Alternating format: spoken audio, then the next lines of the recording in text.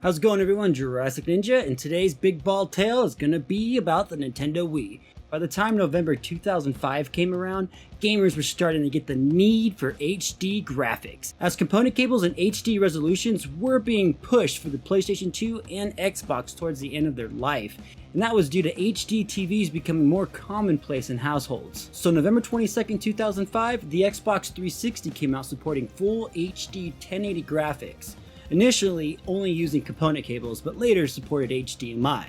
Then November 11th, 2006 rolled around and the PlayStation 3 was released, also full HD graphics, but with HDMI support. This is what gamers wanted. They wanted their graphics to look freaking stunning with very little aliasing and up to 60 freaking frames per second. Gamers just wanted a leap in graphical technology from the previous generation. Now, this is where Nintendo decided to use a huge pair of balls. They decided to forget about state-of-the-art hardware to keep it cheap, and therefore forget about HD graphics. Now, their main focus for the Wii was to capture all of those casual gamers and non-gamers. Now, on paper, this is a terrible idea, because us gamers, we want graphics, damn it! Shigeru Miyamoto decided in the early stages that they would not compete on hardware power and would instead prioritize new gameplay concepts. Now, this is when the biggest big ball moment came about. Nintendo decided to throw away the school book on the gaming controller, and what they ended up with was their magic sauce: the Wii motion controller and the nunchuck. Now, I always say numchuck, pretty sure it's nunchuck. Now, Nintendo began working with Gyration Inc., a firm that had developed several patents related to motion detection to prototype future controllers using their licensed patents. Now, the original Wiimote was actually created for the original GameCube, but obviously was scrapped for the Wii. Satoru Iwata, the CEO of Nintendo up to his death in 2015. You, sir, were a legend and you will be missed. Now, Iwata instructed to go off the tech roadmap for this console, as he really wanted to appeal to mothers, grandmothers, grandparents, etc., everyone else that's not a hardcore gamer. He wanted the Nintendo Wii to support full backwards compatibility with the GameCube. Now, this is Nintendo's first time with built-in backwards compatibility on a game console. And the reason why he wanted this was because he said that he wanted to remove clutter from homes, because in Japan, homes are a lot smaller than they are everywhere else. He also didn't want the console to be big. So what he did was he got 3 DVDs and stacked them down on the desk and said, this is how big the Wii needs to be.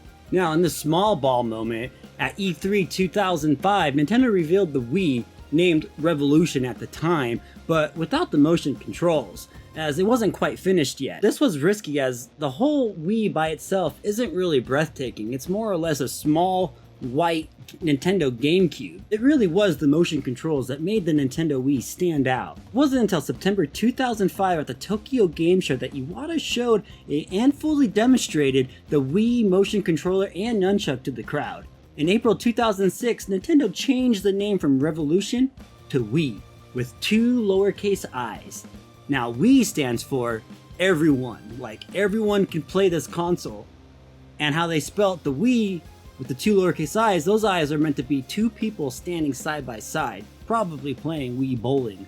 In November 2006 in America, the Wii launched for $250 to roaring sales. I mean, you couldn't even find this thing on shelves for 2 years. Within its first 2 months, it sold well over 600,000 units. By the end of 2007, the Wii sold over 6 million units, and by 2013, the Wii sold over 100 million units. That's a lot of Wiis, which also explains why I find them in thrift stores so much. After a few years, the gimmick of motion controls generally wore off as hardcore gamers lost interest. And those Wiis gathered dust, at least mine did. But the casual gamers were still going strong. The Wii happened to be Nintendo's most successful game console to date. I'm not including handhelds, as some of those did surpass in sales. I have to give Nintendo some credit, because going this route took a massive big pair. As stated earlier, all of this on paper kind of sounded like a bad idea. But, of course, as we all know, it paid in full. Also, there was the lack of stock that Nintendo may or may not have done on purpose to cause demand. Something they may or may not have done several times with amiibos and the mini Nintendo and so many other things. Well, let me know in the comment section below of any other gaming big ball moments, and please don't forget to like this video, please, and share, and yeah, subscribe. So thanks for watching, and have a big ball day.